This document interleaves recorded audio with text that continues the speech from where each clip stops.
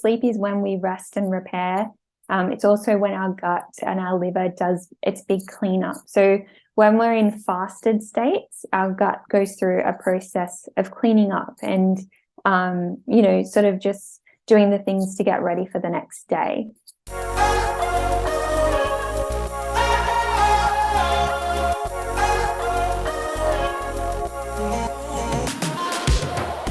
Hey, welcome to the Body's Built Better podcast. I'm your host, Jackie Tan, and thank you for joining me today. This show is all about human performance. Whether you want to run your first marathon, run a PB at your marathon, or want to show up as your best self every single day, this show is for you. I chat with health experts, athletes, coaches, and authors on all the best tips, tools, and strategies to help you perform at your best. We explore the body's incredible ability to heal, adapt, and evolve so you can crush limitations, reconnect your body and mind, and discover your extraordinary potential. And today on the show, I chat with gut health obsessed naturopath and founder of the Gut Recovery Centre here in Adelaide, Kirsty King. We chat all things gut health. And I figure who best to talk to than someone who has experienced their own gut health challenges and gone through their own journey of healing themselves. And that is Kirsty. She shares with us her journey on how she went from dealing with embarrassing situations around gut health to healing herself with a naturopath and how that's inspired her to become a naturopath herself and help others dealing with their gut journey as well. We chat about what a naturopath actually is and how they can help you, the signs and symptoms of a gut imbalance, the gut health challenges that you can experience, how to heal them and nurture your gut back to health. We also talk about colon hydrotherapy and enemas, which is something that you sort of don't hear a lot about. You know they're out there. You kind of know they're good and have their place, but it's somewhat unknown territory. The cool thing is, Kirsty has the Gut Recovery Centre where they offer this. So who better to talk to break down those barriers and make it much less intimidating? So without further ado, let's dive straight into this gut health obsessed interview and conversation with Kirsty King. Kirsty, thank you so much for chatting with me today. Welcome to the Body's Built Better podcast. Thank you so much for having me. I'm excited to be here. It's a pleasure. We are talking all things gut health today. And I think gut health is one of those topics where you can learn something new like forever. There's always new research. There's always something new to be learned. And I mean, specifically for me, it's something that I kind of continually managing. And I know it's certainly something that a lot of people are managing. So I'm excited to get into this conversation today. You are a naturopath and you describe yourself as a gut health obsessed naturopath. So I'd really love to start there. What's your journey into gut health and into naturopathy? Yeah. So the reason I got into naturopathy is because of my own health issues, and that all stemmed from gut health, and just an imbalance in my gut that was then causing so many other sort of embarrassing symptoms around my early 20s, couldn't go out without knowing where the bathroom was and that sort of thing. So I was really controlled by my gut and wasn't getting many answers from sort of our Western medicine, that sort of area. So I was lucky enough to connect with a naturopath, which then started me researching and learning things about myself and what I could do to support myself. And then that led me to study naturopathy and try all these things to support my gut health, which then now I share with other people. So that's why I say I'm gut health obsessed, because I love talking about it. I love learning about it. And like you said, there's always something new to learn. There absolutely is. Sometimes it can be overwhelming, which is why I love having these conversations with people like you, the Yes. professionals. So let's take a step back for a second and start with what is actually naturopathy, because it's a conversation that I have with people, and I feel like it's still it's not that it's woo woo, because it's not. You're doing 4 years of study or more, and I just would love to hear it from you. What is naturopathy, and why should we be seeing a naturopath? Yeah, for sure. So naturopathy it can be sort of a broad term and it can be woo-woo. In Australia, it's not actually regulated. So anyone can call themselves a naturopath, but you can do the 4-year degree, which is what I've done as well. So I've done a Bachelor of Health Science Naturopathy. So we normally say we're clinical naturopaths. And that sort of takes into account the traditional healings, traditional practices, as well as the modern day science that we've got to back up these more traditional practices.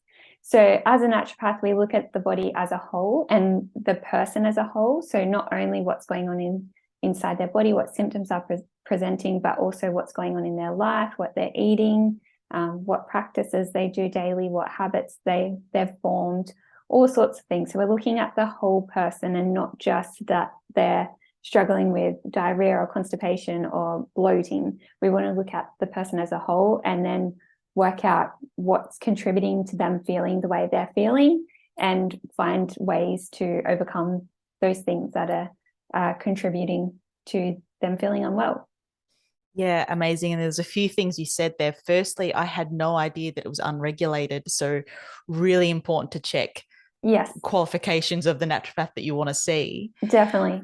And I just love this holistic approach to the whole person. It's not just food or what you do, like it's everything that you do in life. And I think that's where, unfortunately, the medical system kind of lags a bit. I mean, obviously there is a space and time for it, but we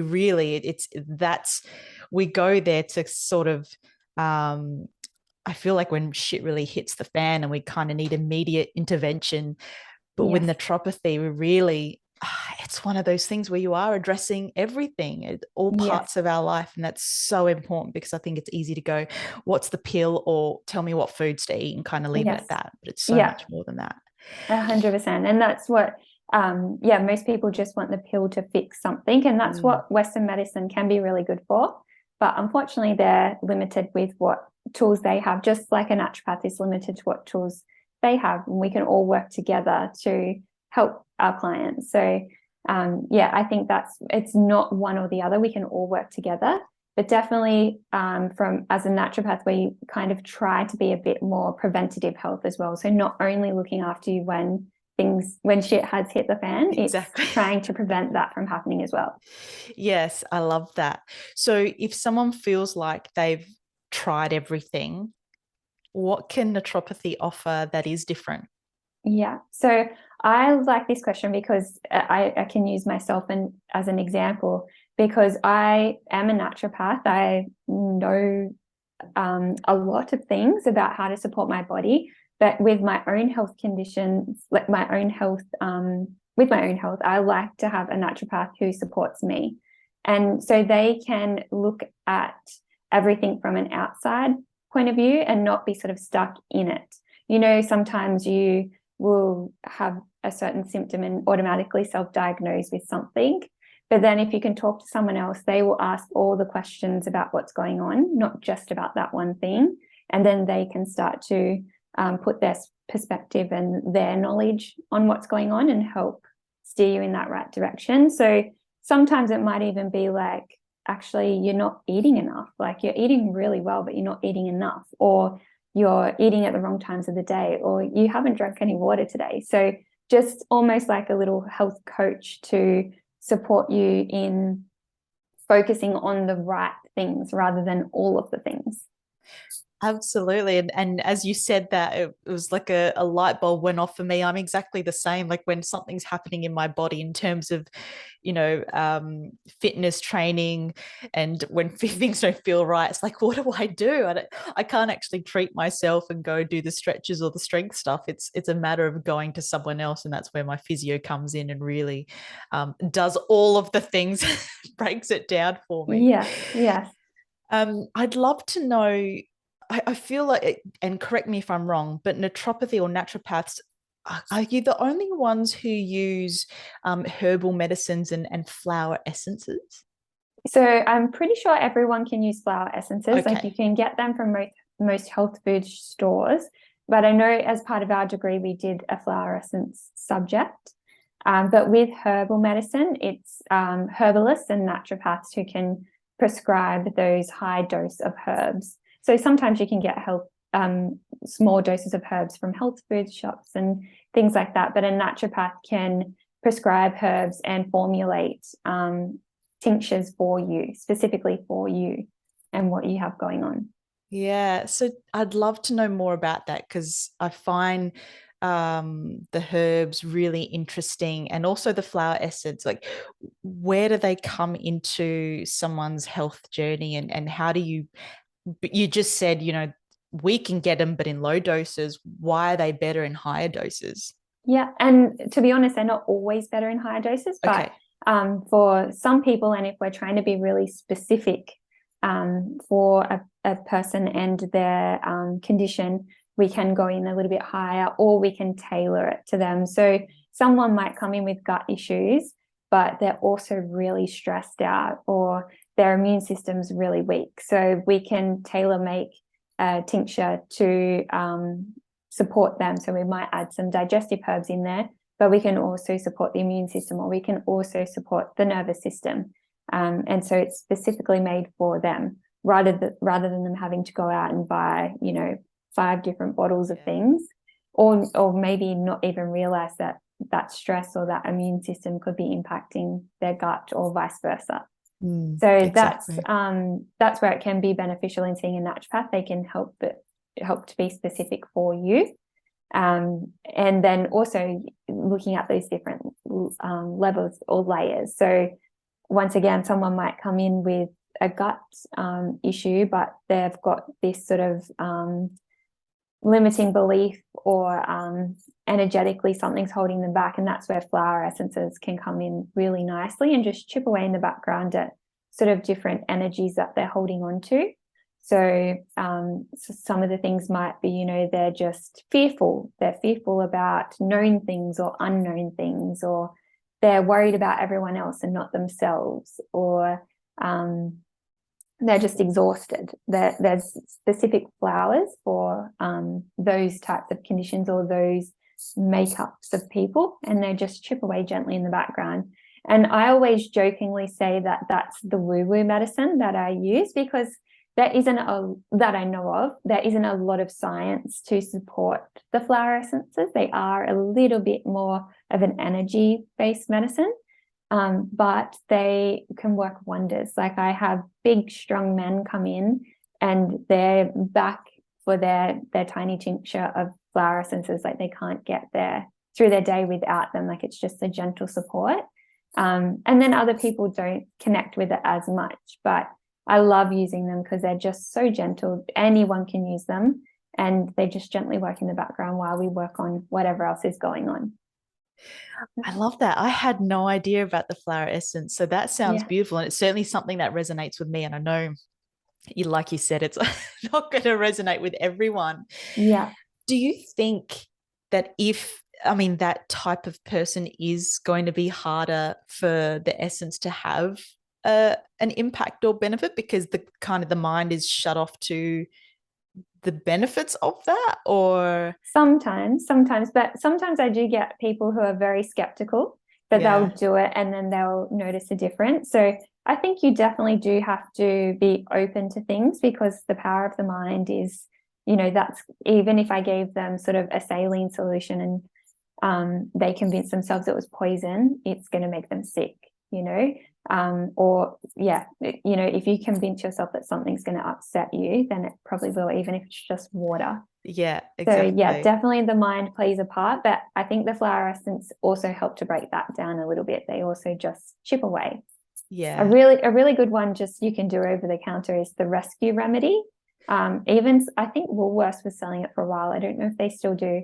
But yeah, that's just such a good little one to keep with you. And if you feel the overwhelm or anything come in, just a few drops under the tongue and it can just help ease. Settle. Just take a little layer off, a little bit like if you sniff essential oils or something. It just helps you feel a little bit more relaxed so you can better manage whatever's going on in your life. Yeah, absolutely. Yeah. It's something that I actually take for when I fly, because I'm not the greatest yes, flyer. perfect. Yeah. Just that little bit of help. Comfort is nice. Yeah. Yeah. So tell us about the gut disorders. I feel like this is a loaded question here because I feel like there could be many out there and ones that we probably haven't even discovered. But tell us, I guess, the common gut disorders and how, I guess, that challenges us. Yeah. So the most common thing I guess I see in clinic is an imbalance in our microbiome. So that can be for lots of different reasons. But yeah, basically an imbalance in the good and bad bacteria.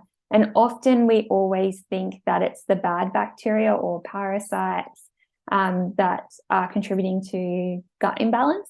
But a lot of the times it's not enough of the good bacteria or the balance of good bacteria in our gut. So we're lacking in that, and then our gut can't do its job properly. So they're the more common things I see, but also see things like chronic constipation, and that can be contributed to by stress. Because if we're stressed, even if it's just sort of that go, sitting in that fight or flight nervous system, it can stop the movement of our gut.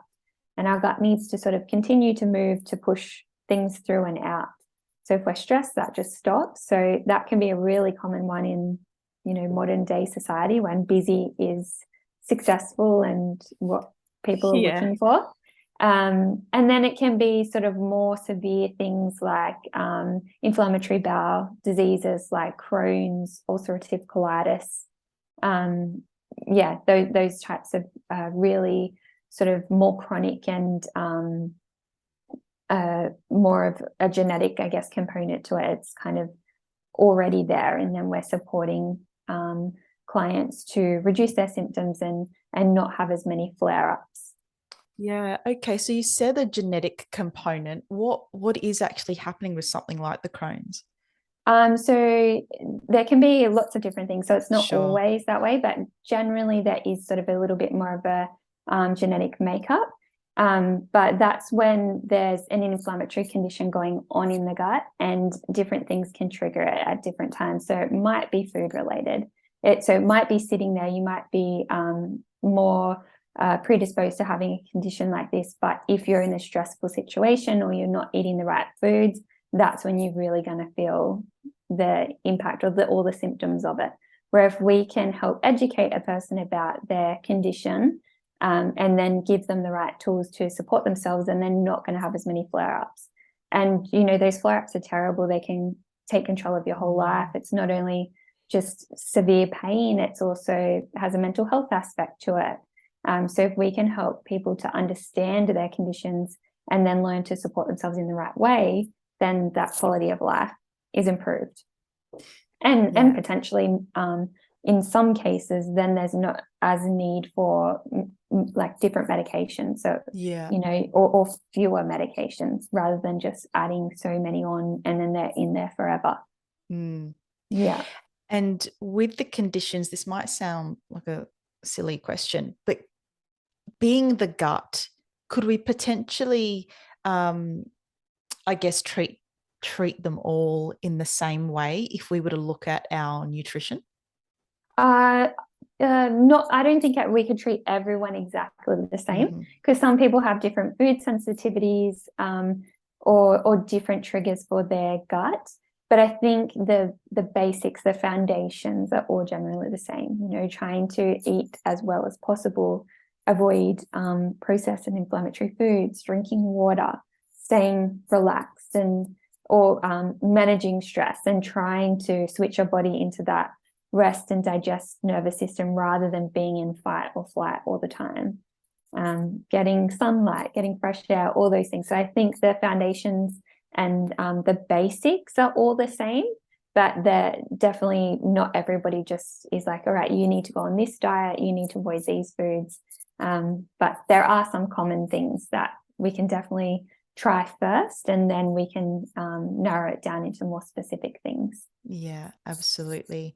And you said with the microbiome, it's not necessarily that we have an overgrowth of bad bacteria. It's just that we don't have enough of the good stuff. Yes. So how does that happen in the first place? How do these conditions sort of start and build?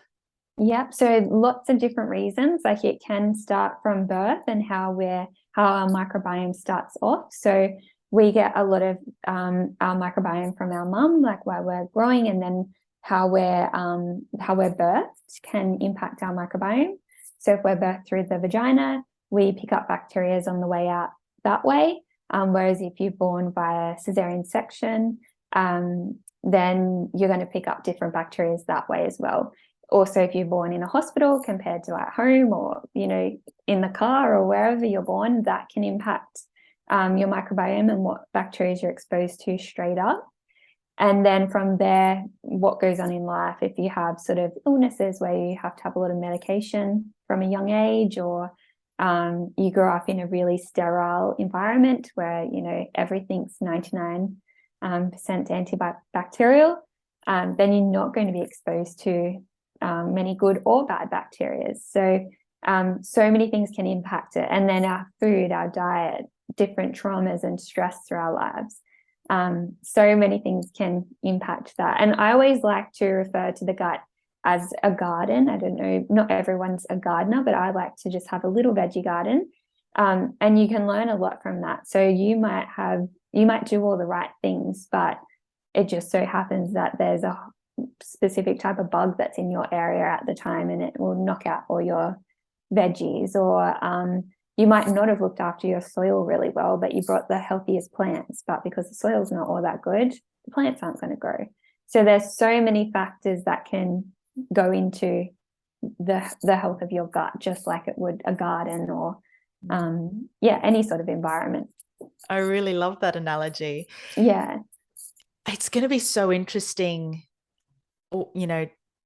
10, 12, 15 years from now, where, we've been through this crazy couple of years of COVID and smeared ourselves in antibacterial washes and creams, and, especially the young ones, how that's going to affect them later on in life. I think about that a lot with, the hand sanitizer everywhere. And I know people have to do what they have to do with what was going on with the pandemic, but that's not only impacting it's not only killing the bad bacteria, but it's killing the good bacteria too. Exactly. And who knows what else it's doing with our skin being, our first line of defense, and it's stripping back that.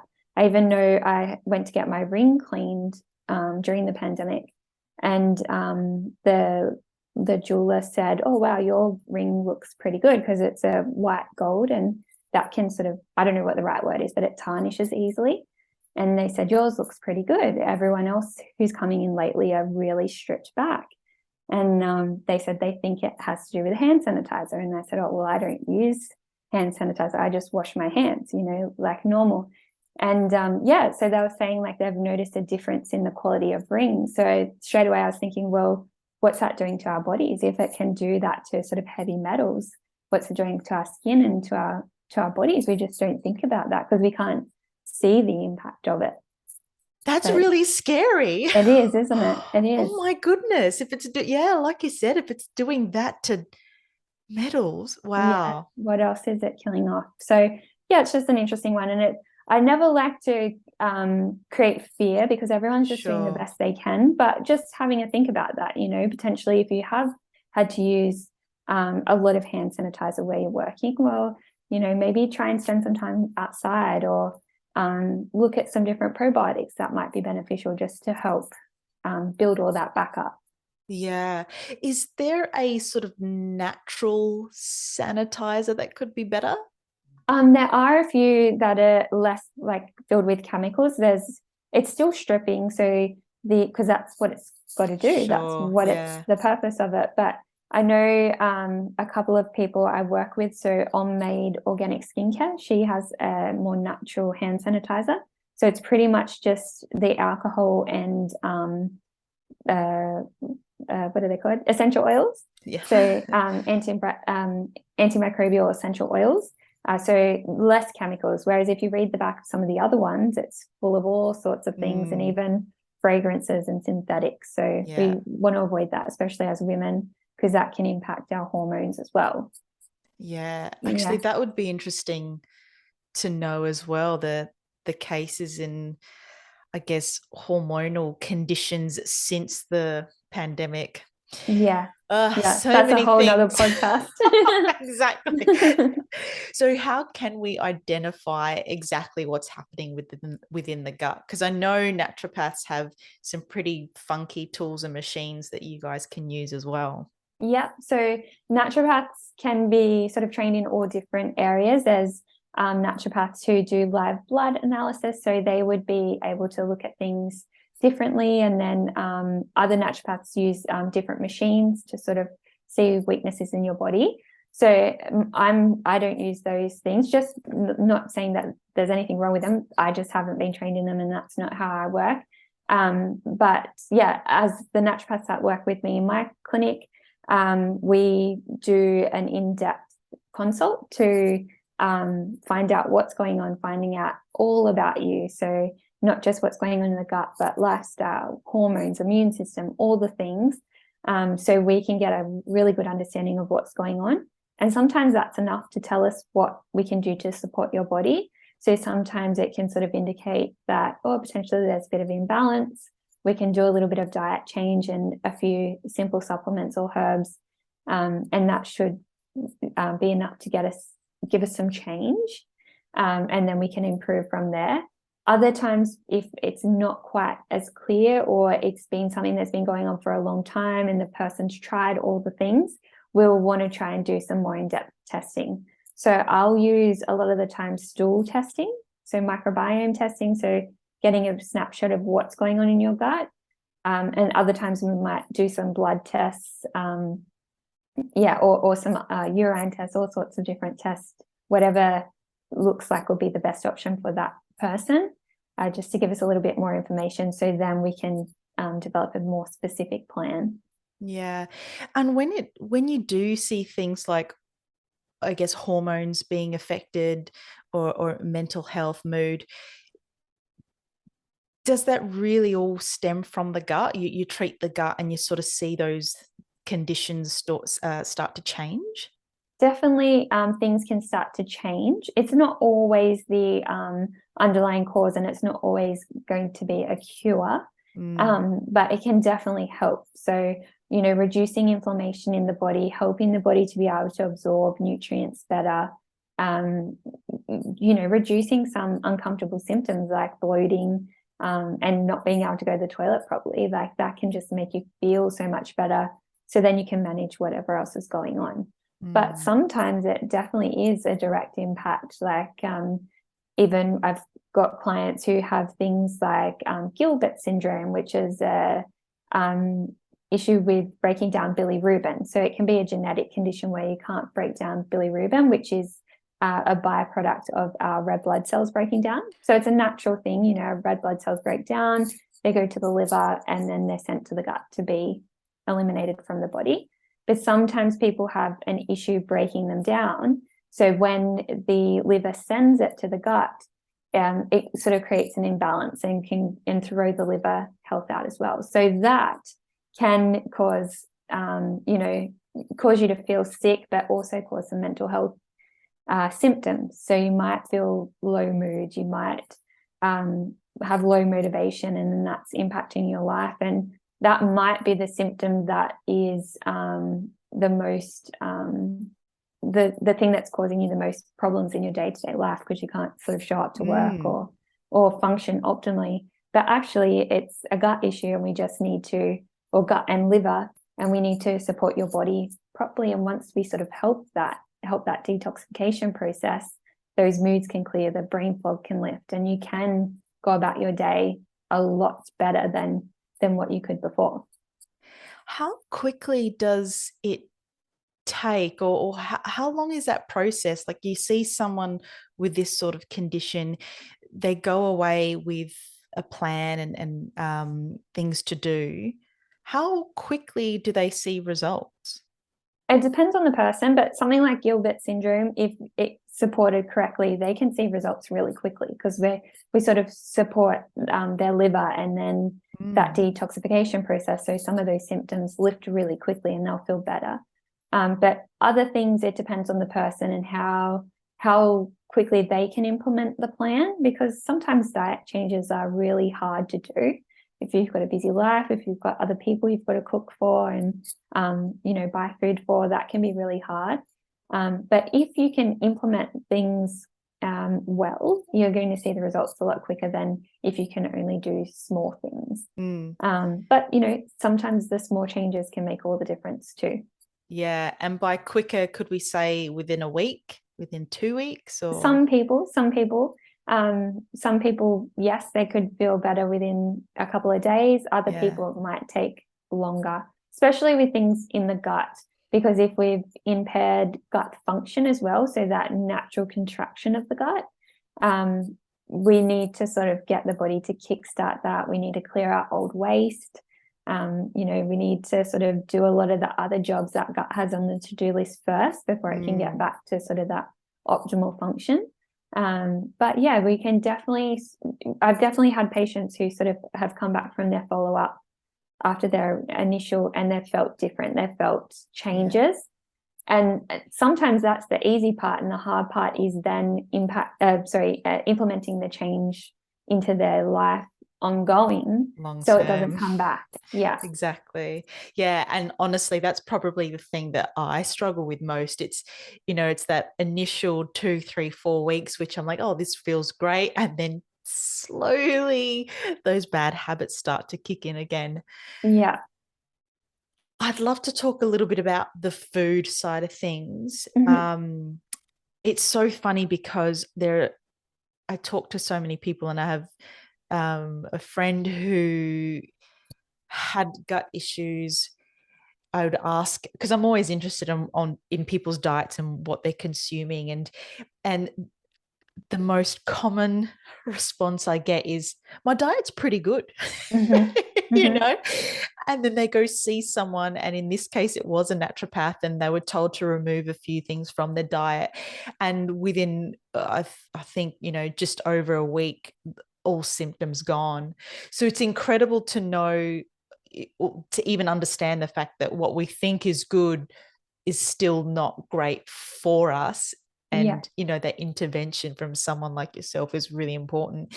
So in terms of foods, are there specific foods which are just so incredible, we need them in our diet no matter what, and then on the flip side, not good at all, stay away from, they just offer no nutritional value?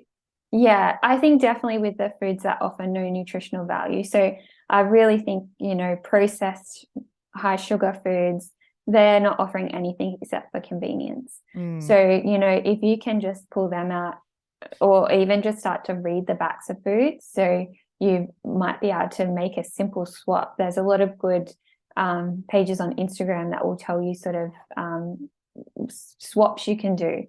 So you might buy a certain mayonnaise and actually just need to pick up the one next to it on the shelf, and it has less things in it.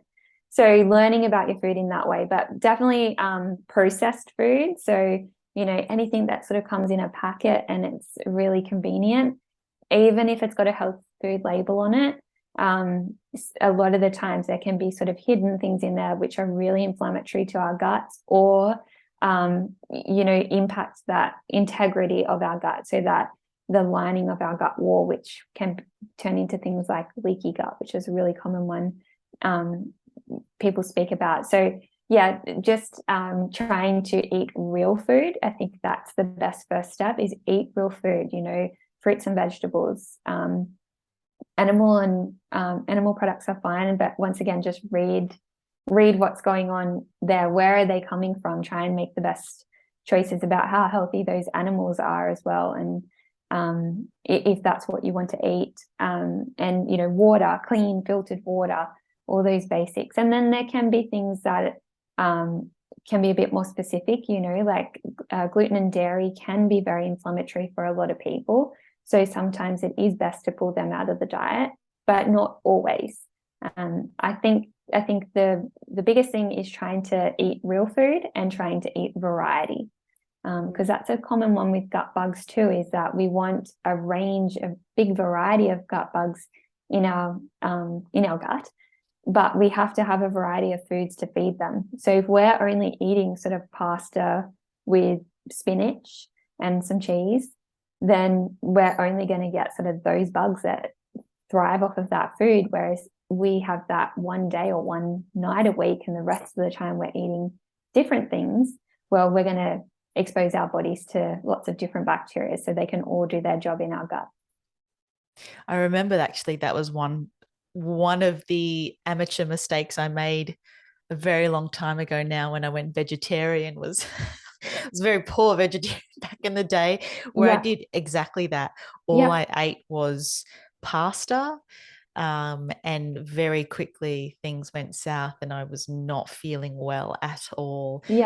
So very quickly I learned that that lesson. And I'm guilty of that too. And I think sometimes as well, especially with all the information we have out there, sometimes we get stuck in certain put ourselves on certain diets or certain foods that are healthy, but then we just limit ourselves to those things. Where I think, you know, keeping an open mind and changing with how you're feeling. So, you know, you might feel like you're benefiting more from a plant-based diet, and that's really good for you right now, but don't sort of set limitations on yourself, because one day you might feel like you need an egg or something.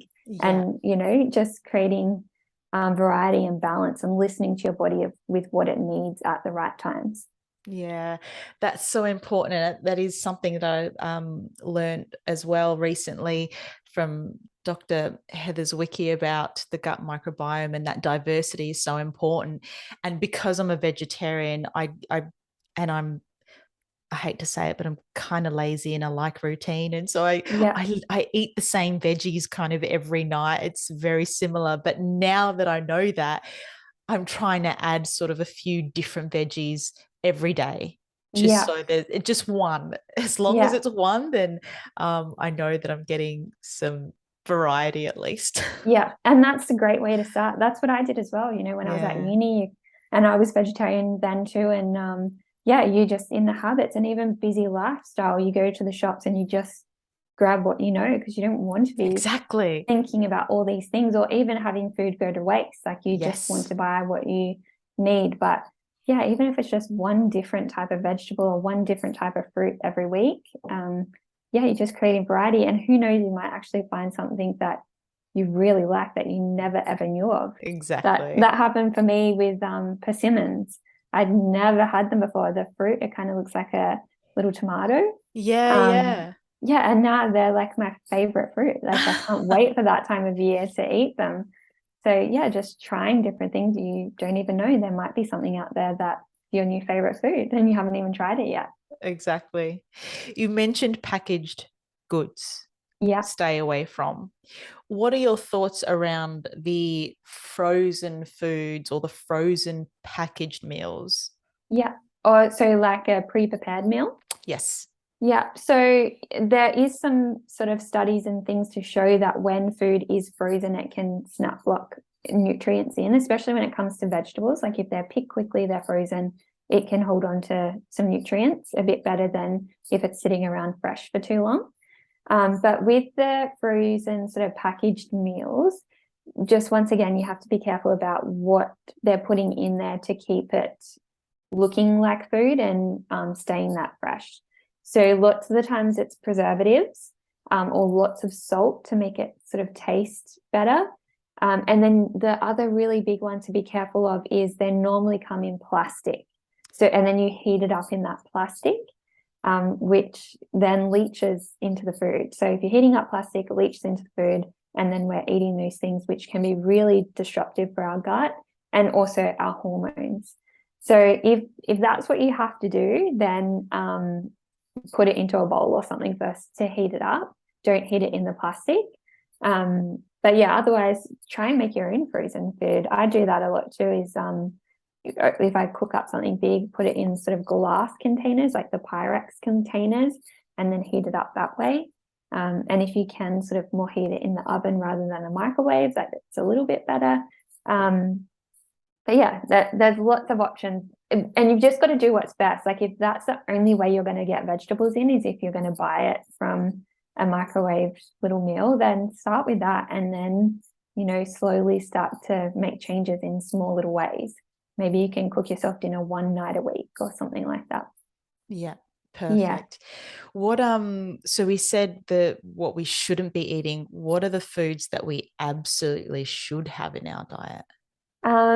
I guess that this one has been challenged for me recently, and I sort of still don't know a lot about it, but it's put a question mark on me using the words "you should do this." So I always think you should do what is right for you right now. I think water is number one. You know, we should be drinking at least 2 liters of water a day. So yeah, no matter what, no matter who you are, where you are, there should be some water there. But food-wise, I've always told everyone they should be trying to eat a variety of vegetables because we need that fiber in our diet. The reason why I've sort of challenged that thought at the moment is because there's so many people benefiting from the carnivore diets at the moment, but I don't have enough knowledge to sort of comment or tell people what they should or shouldn't do. But, you know, it just created a bit of a conversation around some people benefit from that. So, yeah, and especially people with some autoimmune and inflammatory conditions. As soon as they add a veggie back in, those things can come back. So, you know, it's sort of horses for courses sort of thing. You've got to do what's right for you right now. And but I think no matter what, trying to get real food in, so real veggies. If you're going to eat animals, trying to get really good, clean, healthy animal products in. But yeah, trying to create variety, I guess. So I guess it's not a really good answer in telling you what you should or shouldn't do, but I think no matter what, just trying to get real good food in, real food rather than packets. No, I think that's a brilliant answer. And I think, you know, so often, yeah, we can put blanket statements, but at the end of the day, we do really need to understand ourselves and listen to what our body's trying to say to us. And which sometimes that can be hard to know what it's trying to say. Yeah. But yes, I have heard exactly what you're saying about the carnivore diet, which is an interesting one. And being a vegetarian, obviously my thoughts around it are a bit different. And I do love to listen to what Simon Hill has to say about that. He's very scientific based. And anyway, that's another conversation. Yeah, that's but it. I think as well is that, like, even if I had all the evidence to say that carnivore is the way to go, but you're not going to eat meat. So do you know what I mean? So exactly. We've got to find the best option for you, and that's creating variety. So lots of good, healthy vegetables, getting good quality protein, because that's important for our hormones in our gut, and also really good quality fats. So making sure we're getting them in the best possible way from plant sources. So yeah, and vice versa. If I had someone who will only eat meat, well, I've got to find the best option for them. Exactly. Yeah. Perfectly said. What are the things that are not the foods that are contributing to gut health? You did mention before stress. What are the things that we don't necessarily think about that are contributing to our gut health? So stress is a big one. Sleep's a huge one. So, you know, sleep is when we rest and repair. It's also when our gut and our liver does its big cleanup. So when we're in fasted states, our gut goes through a process of cleaning up and, you know, sort of just doing the things to get ready for the next day. And it has a step-by-step process. But as soon as food comes in, it goes all the way back to step one. So if it didn't have time to finish off those last few steps, then it's just automatically going to go back to step one. So we miss out on some of the deep cleaning if we're not having fasting periods, and periods of rest. So we need proper good quality rest for our gut. And yeah, there's so many other things that are linked to poor sleep and gut conditions as well. So that's one food thing. Also, vitamin D, getting out in the sun. You know, the immune system, the gut holds like 70 to 80% of, I think it's like 70 to 90% of the immune system. So we need vitamin D for a healthy immune system. And our gut needs to sort of activate that vitamin D as well. So they need to work together. Getting fresh air, getting movement. So, you know, movement in our day, they're all so important for a healthy gut. And we sometimes forget about those things because we've got to get to these jobs. We sit in our car, getting the jobs, we have to sit still. We don't have time for these other little things, but it's just about making time, and it will all come together. So I know it's hard, and I'm guilty of it too. But someone else was talking about it the other day and saying, like, if you make time, there is time for everything. So, you know, if you pencil that time in for a walk outside daily, then you'll make time for it. You'll find time for it. And everything else you'll find time for too. Yeah. And it's also like, how can you kind of stack things together? Like, you know, getting your vitamin D, going outside, well, you are walking, so you are moving. So the movement part and the vitamin D and sunlight part, there you go. You've got one from one thing, or two from one thing. So trying to figure out how to get them together is always a great way. Yeah. Yeah. I feel like I had another question for you. I thought of something too, just I think of that. Great. Is another thing, it's not so much food related, but it is related to food, is the way we're eating. So just chewing your food and eating slow. And I'm very guilty of this. And I tell so many people, and I often think of this when I'm like out at a restaurant and I've inhaled my food and I think, oh, I hope no one I know was watching. But it's so important is to, you know, chew your food, make it a bit of a practice to enjoy your food, and make it a mindful practice to eat that food slowly, because that's the first part of digestion. So if we can break that food down and get it to mix with our saliva, the rest of the way down, it's going to get through a lot easier, rather than it coming down really fast in really like undigestible forms, and then it comes out the same as it looked going in. Yeah. So that's a really important one too. Really is. I never realized how fast I ate until I met my husband, and he was just looking at me with a plate full of food. I had finished, and now he's sort of picked up those habits from me, and we both got to learn to slow down. And it wasn't until I really realized, until I saw my dad eat. Yes. Right. And it was just like, just piling it in. I'm like, whoa, Dad, slow down. Are you even chewing? Yes. It's scary to watch, actually. Yes. And so when you see it, it's so common. And it's like what you're saying with stacking those things to make life easier. You know, another buzzword we hear all the time is mindfulness and slowing down and breathing. We can like pair those two together as being mindful and slow about eating. And that might just be the only time you have relaxation in your day. But that's one thing you can do, is just slow down at that time. And maybe it's even eating lunch outside slowly, and then you've ticked off the nature as well, and that sunlight. So that's an easy one, but also a challenging one, because we're always in such a rush. We have access to delicious food, so sometimes we want to eat it really quickly. Yeah, and at the desk. Yes, at the desk. So making time for meals can make a huge change in your digestion. Is just eating slow and chewing your food. Yeah. You mentioned sleep and the gut has processes. I find this really interesting. So would you say, you know, if we've had not such a great sleep and we wake up, obviously there's symptoms around that, feeling a bit awful. Yeah.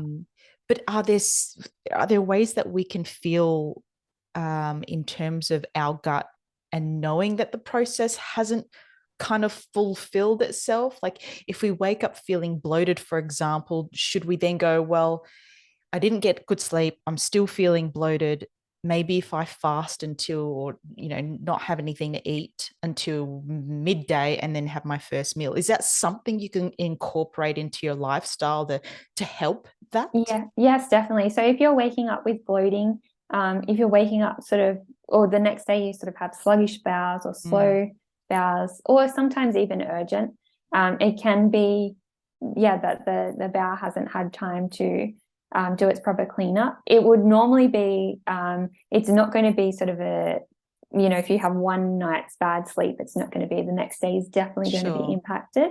It's kind of a thing that builds up over time. So if you're eating right before bed, especially big, heavy meals, your gut's going to have to digest that while you're sleeping. So then the quality of your sleep is impacted, and then it will have a flow on. So that can lead to things like gut imbalances like SIBO, or small intestinal bacterial overgrowth. So that's when the bacteria grows sort of up high where it shouldn't.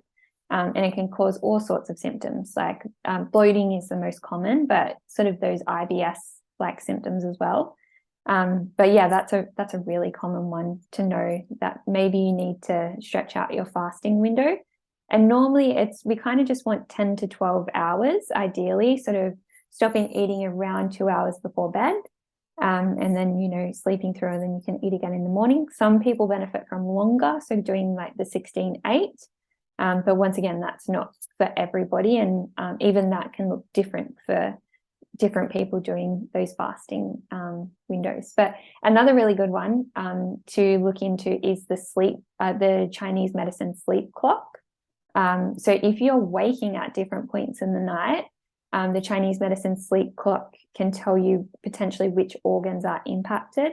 So a really common one, I think it's from like 1 to sort of 4 a.m. is the liver. And that's so common. So, that's the liver time waking up. So potentially detoxification is an issue, or maybe even just stress and anxiety, because that sort of sits in the liver as well. So if you're consistently waking up at the same time, maybe Googling that sleep clock and seeing potentially what organs are impacted and how you can support that area of your body, that's always an interesting one too. Yeah, definitely interesting. Speaking of detoxifying, you offer colon hydrotherapy. Yes, yes. Tell us more about that and why it's so good.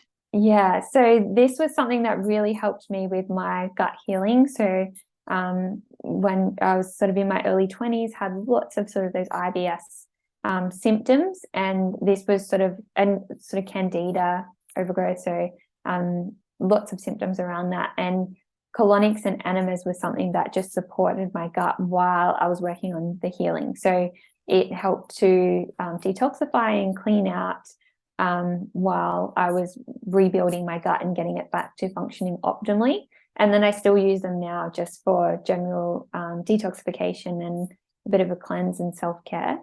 So yeah, they can help in so many different ways in just actually cleaning out impacted waste that's sitting there, which you'll be surprised with how much can be just sitting in our guts.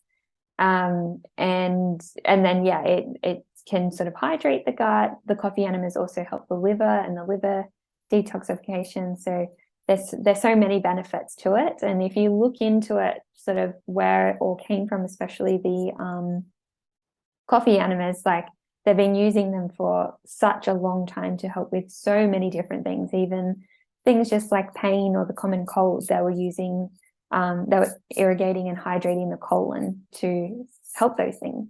Is that right? Yeah, so interesting. This is like another area, or I mean, anything that I love looking into, but definitely reading about how they used to use these things to support health. Like, yeah, the common cold, you go get some colon hydrotherapy. Yeah. Wow. So you said the coffee enema or caffeine would help the liver. Yeah, so we have nerves and things that are connected to our gut straight back to the liver. So when we take in the coffee and hold that in our colon for ideally about 15 minutes, it can be challenging to hold it that long for some people. It stimulates the liver to produce bile. So So our liver is always producing bile, our liver and gallbladder, but it's actually recycled by the body. So the liver secretes this bile, which sort of mops up toxins and waste, and helps sort of to excrete. But then at some point in the colon, it gets reabsorbed and goes back to the liver and gets recycled to use again, which is fine. But over time, it can sort of build up toxins, and that's all being reabsorbed and not clearing out. So when we do something like a coffee enema, we secrete that bile, and then that liquid helps to sort of drag it all out, so it's excreted, and then the liver has to produce new fresh bile to use again. So that's just one of the benefits, but it also stimulates the production of antioxidants from the liver, and that glutathione that is used for so many things in the body. So antioxidants, which is so important in a world where we're exposed to so many toxins, just not in our home, but also as soon as we walk out the door, we're breathing in all sorts of things. So it's so important to stimulate that detoxification. Okay, so I just want to clear something up for the avid coffee drinkers. Yeah. That is not the same as a coffee enema. No, it's not the same, unfortunately. No, works in a different way. Okay, very good. So I've heard this kind of, and you can tell me if it's a myth or it's a fact, but with an enema or colon hydrotherapy, it can sort of flush out the bad bacteria, but also the good stuff as well. Yes, that's true. So it's going to flush out anything that's going to come out with the stool. So you lose good and bad bacteria when you go to the toilet anyway. So a lot of the good and bad bacteria should be sort of in the walls and sort of not always in the stool. So whatever's going to come out in that stool is going to come out with that enema or colonic anyway. And then you replenish. So at the end of our colonics, and I know most the colonic hydrotherapy places I've been to before, they'll give you like a little probiotic afterwards as well. So you're helping to replenish those bacteria. So it definitely can happen. The other thing as well, you can lose some electrolytes. So you just want to be mindful of that too. But they're sort of the two most common things people are concerned about. Okay. Yeah. And how long, I mean, obviously the next question was how long does it take to work? Obviously it can be straight away, but in terms of the benefits, is this something that, and depending on who you are and whether you've got chronic gut health stuff going on, can you have one of these treatments and then kind of feel awesome straight away? Like how long does this take to feel the benefits? Yeah, definitely. So it definitely depends on the person. So something like a colonic, so colon hydrotherapy, that's sort of going a little bit deeper than what an enema would, but they sort of are very similar in the after effects. So if you're feeling good within yourself, you use your bowels regularly, after a colonic, you can feel really good. Like you'll feel light, feel energized, and just sort of ready to go about your day as normal. But some people who have sort of more chronic symptoms, especially constipation, bloating, that first colonic is just sort of clearing out that lower colon. And the type of colonic we use as well, the Wood's gravity colonic, stimulates your gut to move. So it's actually your gut doing most of the work in the colonic, not just a machine sort of pushing and pulling water in and out. So in that first colonic, we're clearing out waste, we're stimulating your gut to move. So that makes more waste sort of come around and come into the colon. So sometimes it can make you feel a little bit bloated and sluggish afterwards, but that's normally a sign you need another one. Yeah. So for colonics, we normally say to try and do 3 really close together, and then we'll assess what your gut's doing and see how often you need them from there. And then enemas can be used in between. Enemas can be used as often as you need.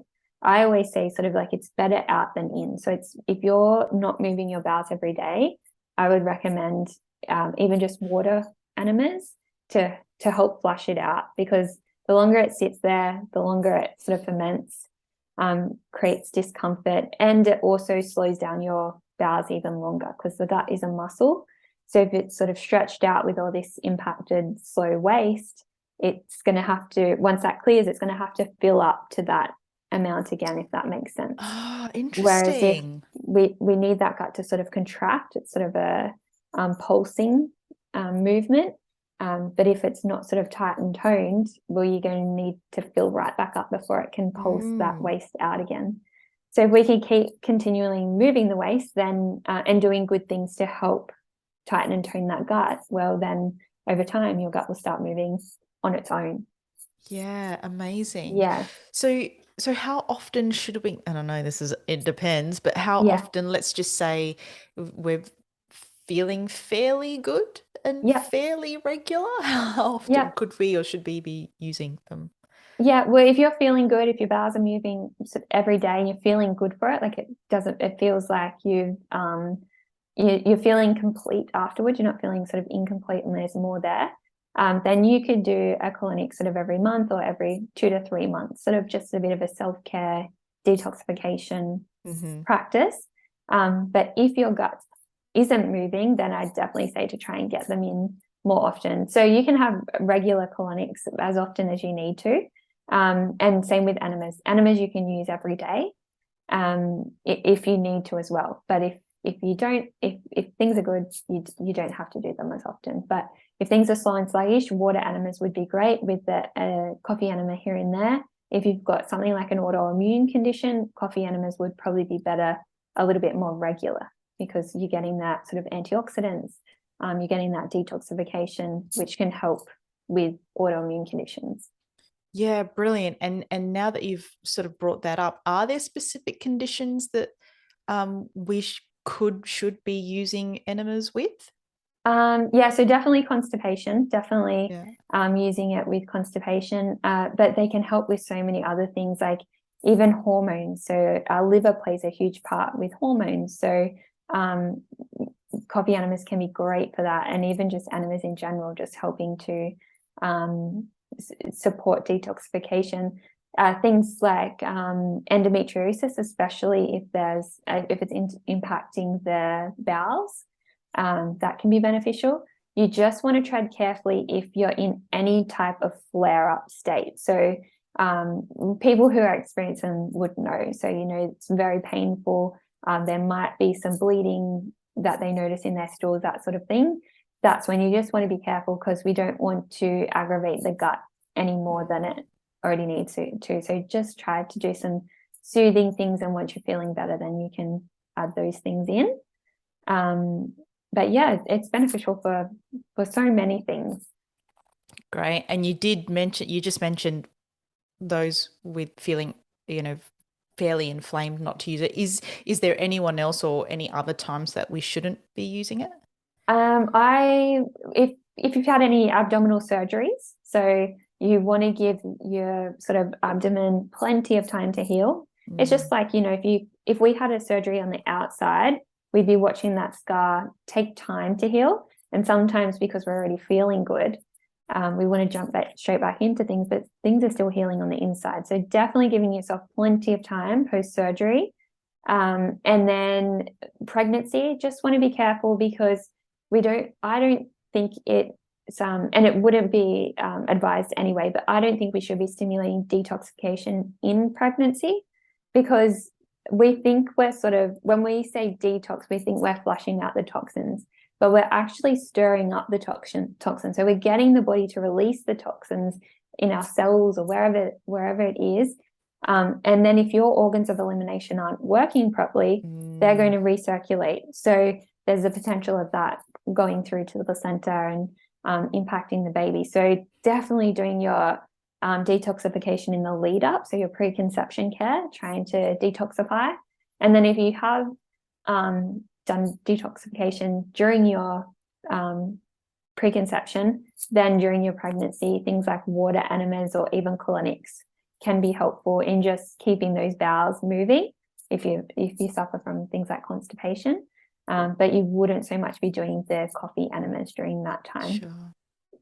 But in saying that, with inflammatory conditions, I use the Happy Bum enema kits, and they have a really good blend I think they call it a soothe blend, and it's got things like turmeric.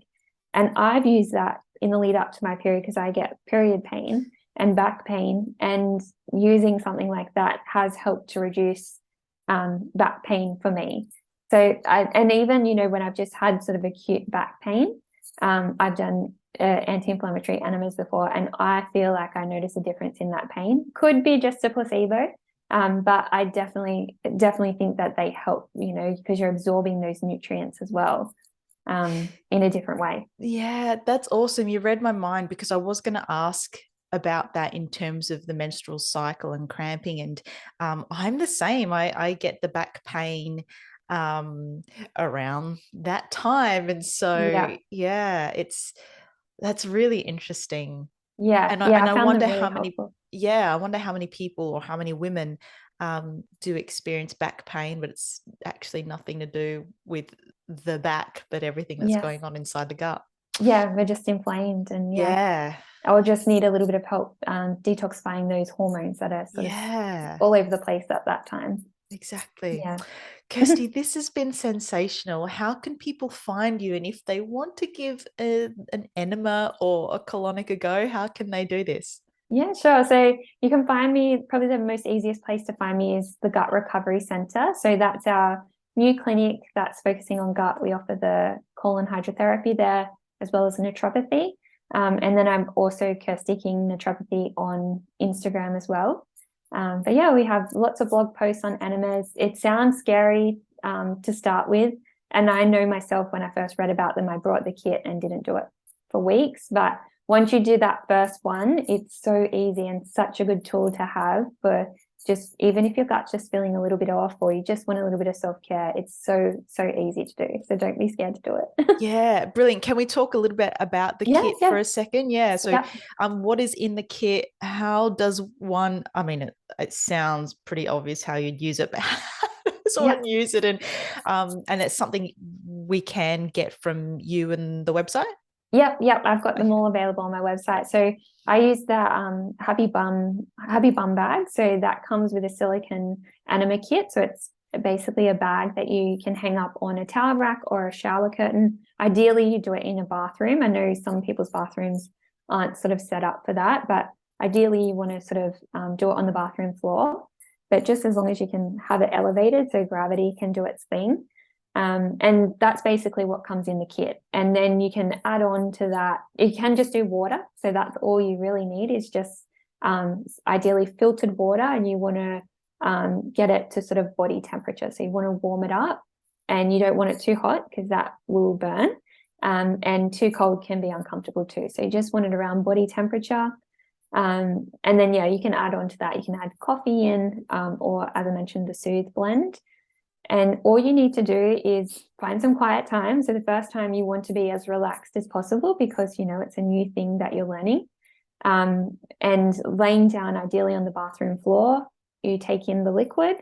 And if you're doing a water enema, you can just hold as long as you feel comfortable, and then jump on the toilet and release.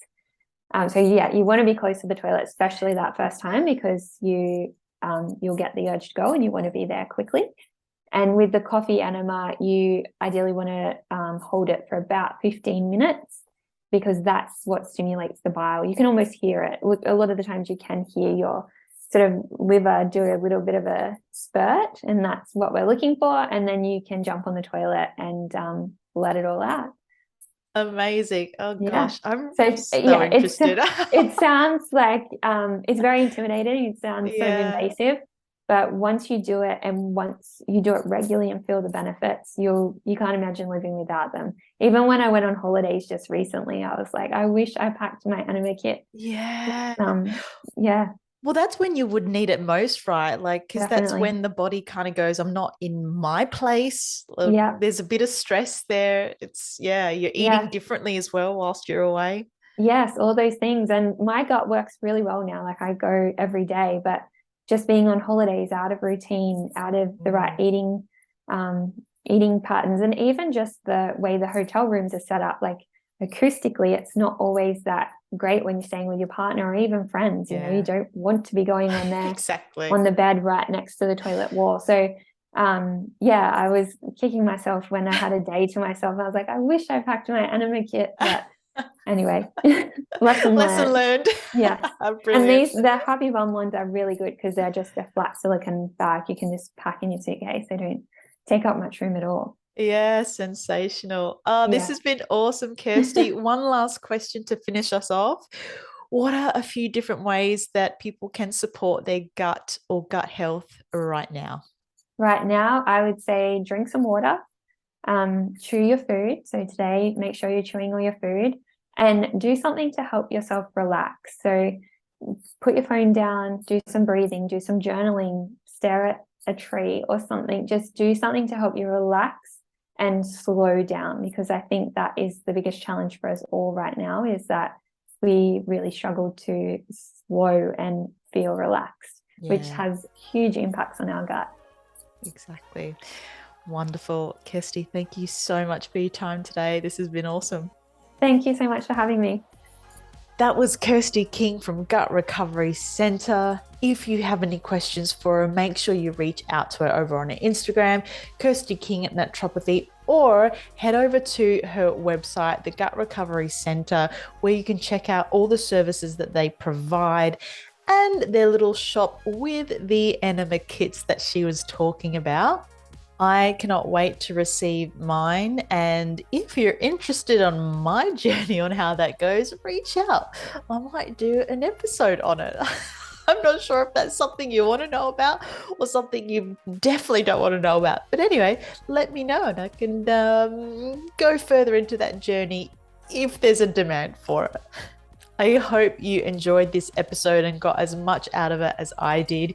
If you loved it, share it with your friends, subscribe to the channel, and I would love for you to leave a review because every little bit helps this podcast keep growing. Thank you so much for tuning in today. I appreciate you. Have the best day, week, month, and year. Stay awesome, and I'll catch you next time.